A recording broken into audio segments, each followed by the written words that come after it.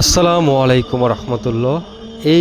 এই জায়গাটা দেখছেন আপনারা, পবিত্র কাবা ঘর আর সাফা মারোয়া পাহাড়ের মাঝখানে। এখানেই প্রায় সময় আমাকে পরিষ্কারের দায়িত্ব দেওয়া হয়। আলহামদুলিল্লাহ, আমি একা নই, আমাদের সাথে আরও অনেক ভাই এই খিদমতে যুক্ত আছেন। কিন্তু ভাই, এই জায়গায় দাঁড়িয়ে কাজ করা শুধু দায়িত্ব নয়, এটা এক অন্যরকম অনুভূতি যা ভাষায় বোঝানো সম্ভব না। সাফা মারোয়ার মাঝখান দিয়ে হাজিদের ছুটে চলা দেখি, কেউ চোখের পানিতে দোয়া করছে, কেউ হাঁপাতে হাঁপাতে বলছে ইয়া আল্লাহ।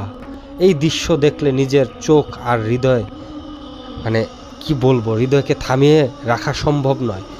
অনেকে ভাবেন এখানে আসা খুব সহজ। না ভাই, এই জায়গা সবার জন্য না। যাদের জন্যই আল্লাহ নিজে ইচ্ছা করেন, শুধু তাদেরকেই তিনি এখানে আসার সুযোগ দেন। আলহামদুলিল্লাহ, আমি সেই সুযোগ পেয়েছি।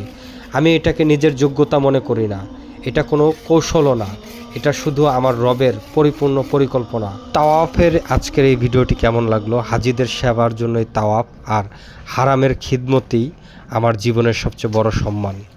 এই ভিডিওটি আপনি কোথায় থেকে দেখছেন? কমেন্টে আপনার দেশের নাম লিখে জানাবেন। ধন্যবাদ। আসসালামু আলাইকুম।